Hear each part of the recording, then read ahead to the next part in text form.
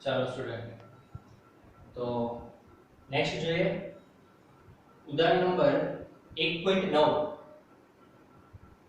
એમાં કીધેલું છે આપણે 10 ની -8 ઘાત કુલમ ધન આપેલો છે અને -10 ની -8 ઘાત કુલમ એ ઋણ છે, પાછું ઋણ છે. આપણે અહીં નિશાની ઋણ કરી અને ધન કરી. મૂલ્યના બે બિંદુઓ વિદ્યુતભાર Q1 અને Q2 એકબીજાથી 0.1 કુલ અંતર છે એ છે 0.1 મીટર અંતરે મૂકેલા આકૃતિમાં દર્શાવેલ આકૃતિ પ્રશ્નની અંદર આપણે આપેલી દર્શાવેલ બિંદુ A, બિંદુ B અને બિંદુ C આગળ પરિણામી વિદ્યુત ક્ષેત્ર જે ગણવાનું છે બંનેના કારણે. તો કરીએ શરૂઆત. પહેલા જોઈએ બિંદુ A આગળ. તો બિંદુ A આગળ બે વીજભાર છે. તો વીજભાર Q1 અને એક Q2 એના કારણે મળતા વિદ્યુત ક્ષેત્રની દિશા છે શોધવી.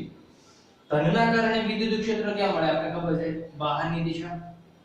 એટલે આ થયું એકના કારણે બિંદુ A આગળ વિદ્યુત ક્ષેત્રની દિશા. ઋણના કારણે વિદ્યુત ક્ષેત્ર ક્યાં હોય, અંદરની તરફ. તો એ બિંદુએ જ બે ના કારણે વિદ્યુત ક્ષેત્ર છે એ પણ ક્યાં મળે છે, એ બાજુ જ મળે. તો પહેલા તો આપણે શોધી લઈએ. જો મારે એ બિંદુનું વિદ્યુત ક્ષેત્ર શોધવું હોય એટલે બે વિદ્યુત ક્ષેત્ર છે એનું શું કરવું જોશે, સદિશ સરવાળો. એકના કારણે અને બે ના કારણે મળતા વિદ્યુત ક્ષેત્રનો સદિશ સરવાળો. તો નોંધી લઈએ એનો સદિશ સરવાળો છે કરી લઈએ આપણે. બરાબર. તો જોઈએ. તો પહેલા તો આપણે એકના કારણે મળતા વિદ્યુત ક્ષેત્ર છે એનું મૂલ્ય શોધવું પડશે. વિદ્યુત ક્ષેત્રનું સૂત્ર શું હતું, K/r². એકના કારણે છે હું લખી દઉં 1. k ની કિંમત 9 × 10 ની 9 ઘાત. Q1 વીજભાર કેટલો છે, 10 ની -8 ઘાત છે. અને અંતર કેટલું છે, 0.05 એનો કરીએ સ્ક્વેર. સાદો ભાગ છે એટલે તમને જવાબ મળશે 3.6 × 10 ની 4 ઘાત ન્યૂટન પર કુલમ. જો તમે એને સદિશ સ્વરૂપે લખો તો તમે લખી શકો 3.6 × 10 ની 4 ઘાત ન્યૂટન પર કુલમ. દિશા કઈ છે જો તો E1 એ બહારની દિશા છે. આ દિશા A થી અહીંયા કોઈ બિંદુ નામ છે, ઓકે, B થી A એ દિશા છે B A દિશા. આ દિશામાં મેળવો. ઓકે, હવે આપણે શોધી લઈએ બે ના કારણે એ બિંદુ આગળ જે બીજો વીજભાર છે એ બિંદુ આગળનું વિદ્યુત ક્ષેત્ર. સૂત્ર શું થશે, Q/r². K આટલું જ કુલમ અચળાંક. Q2 છે તમારી પાસે, યસ.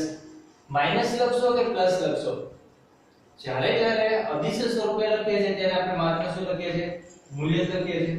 અને અંતર કેટલું છે, આટલું જ છે. તો એનો જવાબ પણ શું મળશે, 3.6 × 10 ની -4 ઘાત કુલમ. એની દિશા પણ કઈ છે, B થી A ની દિશામાં જ છે. શું કર્યું આપણે, એક વખત જો એ બિંદુએ એકના કારણે વિદ્યુત ક્ષેત્ર, એ બિંદુએ બે ના કારણે વિદ્યુત ક્ષેત્ર. ધન છે તો બહારની દિશા, ઋણ હોય તો વીજભાર તરફની દિશા.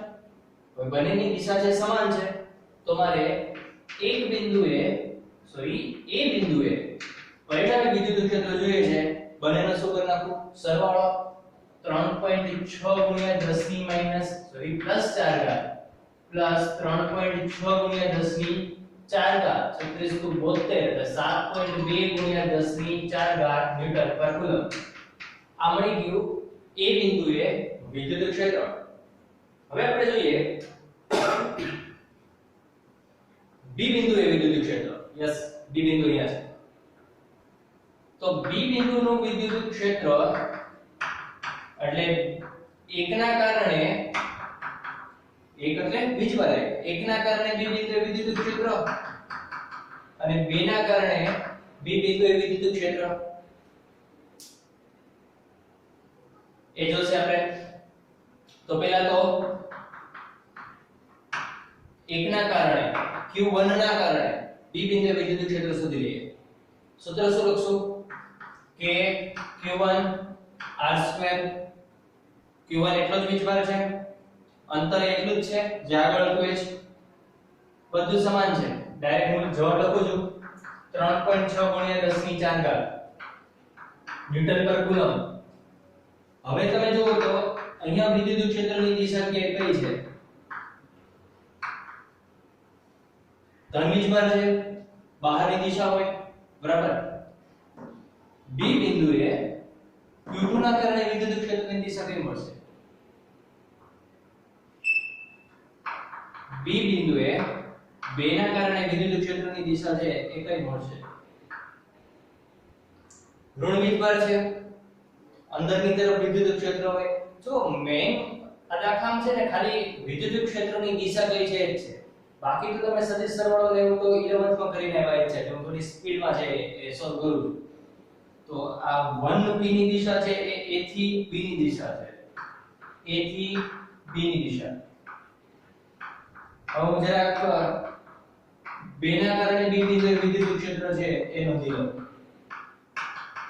એટલે કુલમ અચળાંક તો એટલો ને એટલો જ રહેશે. વીજભાર જે આપણે આપ્યો છે રહી વાત અંતરની.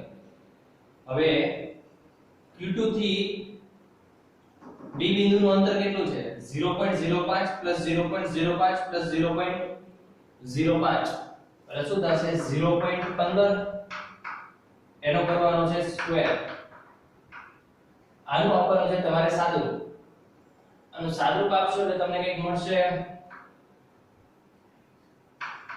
4 ગુણ્યા 10 ની 3 ઘાત ન્યૂટન પર કુલમ. અથવા નામે લખી શકાય 0.4 ગુણ્યા 10 ની 4 ઘાત ન્યૂટન પર કુલમ. કેમ કે મારે બેયનો શું કરવાનો થશે? સરવાળો છે એ કરવાનો થશે. એટલા માટે આમાં કિંમત મૂકી દઈએ. આની અંદર કિંમત મૂકી દઈએ તો EB હવે જો દિશા પરસ્પર કેવી છે? દિશા છે એ પરસ્પર છે એ વિરુદ્ધ છે. વિરુદ્ધ દિશા છે એટલે મોટામાંથી નાના બાદ કરી દઈએ આપણે. મોટું છે એ છે 3.6 ગુણ્યા 10 ની 4 ઘાત અને એમાંથી 0.4 છે ગુણ્યા 10 ની 4 ઘાત. ખાસ ધ્યાન કરો મેં લખ્યું છે અહીંયા પ્લસ. બાદબાકી શું કામ કરી? દિશા છે પરસ્પર કેવી છે? અહીંયા વિરુદ્ધ છે એટલા માટે. તો EB થશે 3.2 ગુણ્યા 10 ની 4 ઘાત ન્યૂટન પર કુલમ. જો તમે એને સદિશ સ્વરૂપે લખો તો 3.2 ગુણ્યા 10 ની 4 ઘાત ન્યૂટન પર કુલમ. પરિણામીની દિશા છે એ મોટું છે 3.6 E1b. E1b ની દિશા છે a થી b. અહીં કૌંસમાં લખી દઈશ a થી b ની દિશા. બરાબર. આવી જ રીતે તમારે શોધવાનું છે હવે એ E1c.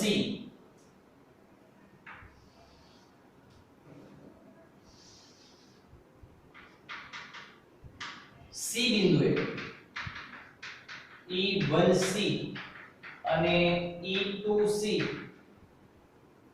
તો તમને C બિંદુનું પરિણામી વિદ્યુત ક્ષેત્ર જે મળે તો આપણે પહેલા શોધી નાખીએ. E1c ની દિશા કઈ છે? સૂત્ર શું થશે? k q/r2. k ફિક્સ છે, કુલમ અચળાંક, વીજભાર 10 ની -8 ઘાત, અંતર અહીંયા છે વીજભાર a સોરી q1. q1 થી c નું અંતર કેટલું છે? 0.1. q1 થી c નું અંતર 0.1 નો વર્ગ. બરાબર. ઓકે. આવું જ છે એ E2c પણ શોધો તો. યસ, વીજભાર સમાન છે, અંતર એ સમાન છે. તો E1c લખીશ કે E2c લખીશ, મૂલ્ય તો બંનેના કેવા મળવાના? આપણે સમાન જ મળવાના. તો હવે જો એનું સાદુરૂપ આપવામાં આવે તો તમને જવાબ શું મળશે? આને છે સોલ્વ કરવાનું એ મળશે ઉપર થશે 90 અને નીચે છે 10 ની -2 ઘાત ઉપર એટલે 10 ની +2 ઘાત અથવા તો 9 × 10 ની 3 ઘાત ન્યૂટન પર કુલમ. ચાલો હવે સદિશ સરવાળો કરવાનો. જોજો અહીંયા દિશા પરસ્પર વિરુદ્ધ હતી, અહીંયા દિશા પરસ્પર એક જ દિશા છે, અહીંયા એવું કંઈ જ નથી. તો સદિશ સરવાળો કરવો પડશે, સવાચે વાપરવો પડે. ચેક કરો. Q1 ના કારણે C આગળ વિદ્યુત ક્ષેત્ર ધન વીજભાર છે બહારની દિશા. આ દિશા થઈ 1 ના લીધે C બિંદુ આગળ. Q2 ના લીધે C બિંદુ વિદ્યુત ક્ષેત્ર ઋણ વીજભાર છે ત્રીજી આવૃત્તિ અંદર. બંને વિદ્યુત ક્ષેત્રના મૂલ્ય છે સમાન. ડાયાગ્રામ ડ્રો કરો તો એરોની સાઈઝ સરખી રાખવી. હવે પૂરો કરી આપણે સબાચો બનાવવો જોઈએ. સબાચો જે વિકર્ણ છે આ દિશા છે, તમને C બિંદુએ પરિણામી વિદ્યુત ક્ષેત્રની દિશા મળે. 0.1 આ બાજુ 0.1 0.05 0.05 એટલે આ બાજુ પણ 0.1. એવું કહેવાય આ ત્રિકોણ છે સમબાજુ ત્રિકોણ છે. જો સમબાજુ ત્રિકોણ હોય તો આ ખૂણો કેટલો હોય? 60 નો હોય. આખો ખૂણો કેટલો છે? આ આખો ખૂણો કેટલો હોય? 180. તો મારો આ ખૂણો કેટલો થાય? 120 નો થાય. જો ખૂણો 120 નો હોય, ઉદાહરણ નંબર 6 માં શોધ્યું, ઉદાહરણ નંબર 7 માં શોધ્યું, તો હું અહીંયા ડાયરેક્ટ લખું છું કે થીટા છે 120 છે. તો EC સદિશનું મૂલ્ય કેટલું હશે? E1C અને E2C જેટલું જ હોય. બરાબર? જેને ન ખબર પડે એના માટે R² સૂત્ર તો A² + B² + 2AB cos θ. ઈ સૂત્ર જો વાપરું છું. ચાલો ગણિત તો કામ કરો.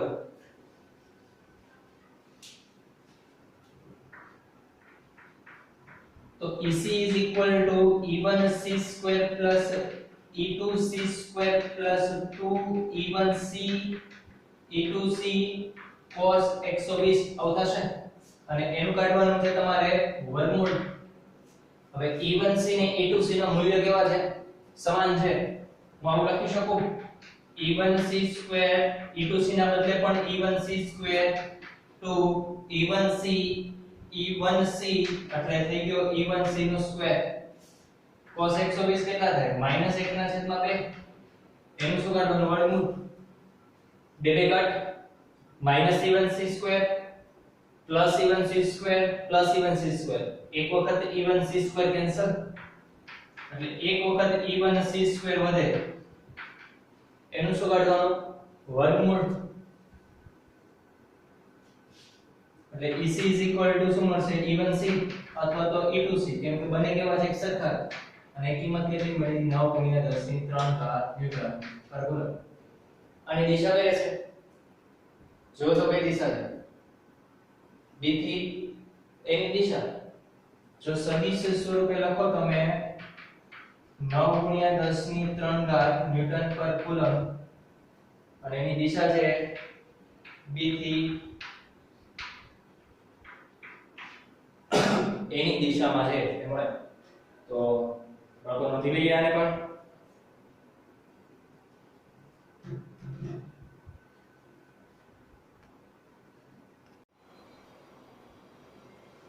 ચાલો સ્ટુડન્ટ, નેક્સ્ટ છે ઉદાહરણ નંબર 1.10. ડાયપોલને લગતો ક્વેશ્ચન. હવે ડાયપોલની અક્ષ પર અને ડાયપોલની વિષુવરેખા પર જે વિદ્યુત ક્ષેત્રના સૂત્ર મેળવ્યા હતા એ કદાચ તમને યાદ હશે. જોઈએ અહીંયા બે વિદ્યુતભાર ±10 માઇક્રોકુલમ એટલે કે પ્લસ અને એક માઈનસ માઇક્રોકુલમ એકબીજાથી 5 mm અંતરે રહેલા છે. એટલે અહીંયા બે વીજભાર વચ્ચેનું અંતર જે થિયરીમાં આપણે 2a લખ્યું હતું એ 5 mm છે અથવા તો 0.5 સેન્ટીમીટર પણ કહેવાય. શું કામ મીટરમાં ન લખ્યું, સેન્ટીમીટરમાં લખ્યું? 2 મિનિટ. 5 અંતરે મૂકેલા છે. આકૃતિમાં દર્શાવ્યા મુજબ ડાયપોલની અક્ષ કોને કીધેલી? બે વીજભારમાંથી પસાર થતી કાલ્પનિક રેખા. ડાયપોલની અક્ષ પર તેના કેન્દ્રથી 15 સેન્ટીમીટર દૂર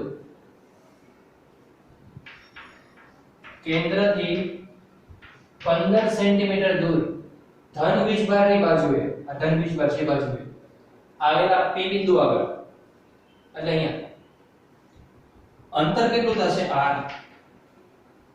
કેન્દ્રથી અંતર 15 - 0.5 એટલે 14.5 સેન્ટીમીટર થશે. ઓકે, ખાલી શોધી રાખો. અને હવે અહીંયા આવી જાય O માંથી, એટલે કે ડાયપોલના કેન્દ્રમાંથી પસાર થતી અને ડાયપોલની અક્ષ, આ ડાયપોલની અક્ષ છે, એને કોઈ લંબ હોય એવી રેખા પર O થી 15 સેન્ટીમીટર,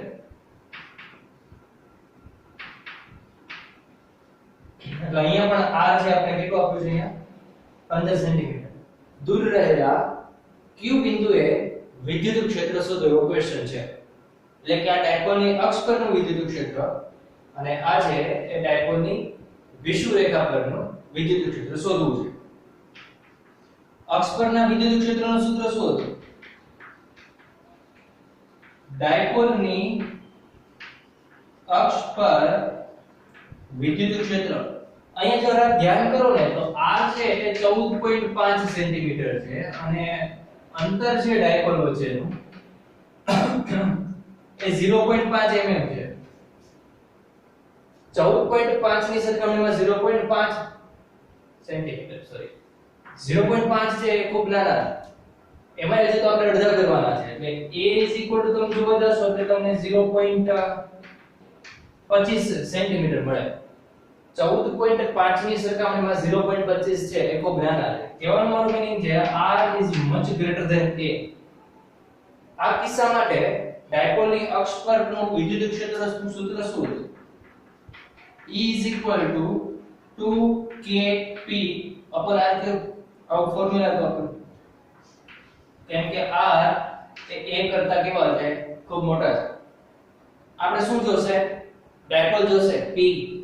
ડાયપોલનું સૂત્ર શું છે? યાદ છે? બે માંથી એક વીજભારનું મૂલ્ય, બે વીજભાર વચ્ચેનું અંતર, બે વીજભાર વચ્ચેનું અંતર કેટલું છે? 0.5 સેન્ટીમીટર. મીટરમાં ફેરવવા પડશે હવે અહીંયા 5 × 10⁻³ મીટરમાં ફરી ગયા. અને વીજભાર કેટલો છે? 10 માઇક્રોકુલમ. 10 × 10⁻⁶ એટલે મળશે તમને 5 × 10⁻8 કુલમ મીટર. આ મળી ગયું p. હવે આમાં મૂકવાની છે આપણે ખાલી કિંમત મૂકશો તો તમને મળશે 2.67 જેવું, 2.6 જેવું કંઈક મળશે. 10⁴ ન્યૂટન પર કુલમ. હવે અહીંયા તમે આગળના દાખલા ગણીએ એમ ગણી શકો કે -10 ના કારણે p આગળનું વિદ્યુત ક્ષેત્ર, +10 ના કારણે p આગળનું વિદ્યુત ક્ષેત્ર અને પછી બંનેનો સદિશ સરવાળો. ફોર એક્ઝામ્પલ p બિંદુએ a ના કારણે વિદ્યુત ક્ષેત્ર છે એ ક્યાં મળશે? ઋણ વીજભાર છે અંદરની તરફ. p બિંદુએ b ના કારણે વિદ્યુત ક્ષેત્ર ક્યાં મળશે? ધન વીજભાર છે બહારની તરફ. પછી બંનેને શું કરી નાખશું? સદિશ સરવાળો. વિરુદ્ધ દિશા છે એટલે મોટામાંથી નાનાને બાદ. તો પણ જવાબ છે એ તમને આ જ મળે. પણ એ જરા ગણતરી છે લાંબી થઈ જશે. કેલ્ક્યુલેશન લાંબી ન થાય એટલે આપણે ટૂંકમાં પૂરું કર્યું જે થિયરીમાં આપણે ડિરાઈવ કર્યું. આ સમીકરણ આપણે ત્યાંથી તો મેળવ્યું હતું. આવી રીતે જ ગણતરી કરીને આ સમીકરણ મેળવ્યું. તો ડાયરેક્ટ સૂત્રનો ઉપયોગ કરીએ. બરાબર? અહીંયા જોઈએ. હવે છે ડાયપોલની વિષુવરેખા પરનું વિદ્યુત ક્ષેત્ર. એ 5 ઘાત.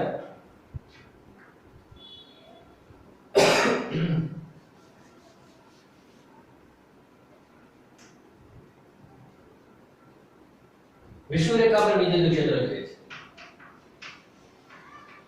વિષુવરેખા પર વિદ્યુત ક્ષેત્રનું સૂત્ર શું હતું? E is equal to kp upon r cube હતું. અહીંયા જો તમે દિશા જોવા જાવ તો દિશા કેમ મળે? p કેરેટ ની દિશા મળે. p કેરેટ એટલે ઋણથી ધન, દિશા છે એ p કેરેટ ની હતી. યાદ કરો સૂત્ર 2kp/r³ p caret. p caret એટલે a થી b. અને અહીંયા વિદ્યુત ક્ષેત્ર છે એ a થી b ની દિશા. સદિશ સ્વરૂપે સૂત્ર શું તો -kp/r³ p કેરેટ. અહીંયા વિદ્યુત ક્ષેત્રની દિશા ડાયપોલની દિશા કરતા ક્યાં હશે? વિરુદ્ધ હશે. આમ જોવા જાવ તો એક્ઝેક્ટ આના કરતા કેટલા અડધા? જોવો ને 2kp/r³ છે, ત્યાં 2 ટાઈમ્સ છે. ડાયરેક્ટ અડધા કરતો આ તો તમે કિંમત મૂકીને સોલ્વ કરી શકો. 2.6 ના અડધા 1.3 જેવા કંઈક આવશે. 10⁵ ન્યૂટન/કુલમ. અને વિરુદ્ધ દિશા હશે અહીંયા. વિરુદ્ધ દિશા એટલે ત્યાં a થી b છે, તો અહીંયા b થી a ની દિશામાં. અહીંયા પણ તમે શોધી શકો ખરા. કેવી રીતે? સંપાતપણાનો સિદ્ધાંત રાખીને અહીંયા પણ શોધાય, પણ જરા કેલ્ક્યુલેશન લાંબી થાય. માઈનસ ના કારણે વિદ્યુત ક્ષેત્ર છે આ બાજુ મળશે, પ્લસ ના કારણે વિદ્યુત ક્ષેત્ર છે આમ ક્યાંક મળે. પછી સમાચાર બનાવવાનો અને પરિણામી છે મેળવવાનું. ક્યાંથી ક્યાં મળ્યું? b થી a. b થી a. આ ગણતરી છે જરાક લાંબી થાય. 1 ના કારણે શોધવાનું, 2 ના કારણે શોધવાનું, ખૂણો છે એ તમને ખબર ન હોય, કેલ્ક્યુલેશન કરીને ખૂણો મેળવવો પડશે. તો એ બધા કરતા બેટર છે આ ફોર્મ્યુલા જે આપણે યુઝ કરીએ. તો સૂત્ર છે ખાસ ભાગાકાર. અને હકીકતે આ સૂત્ર મેળવવું છે એ આવી જ કોઈ ગણતરી કરીને જ થિયરી માટે મેળવવું છે. તો ડાયરેક્ટ સૂત્રનો છે તો ઉપયોગ કરી શકાય.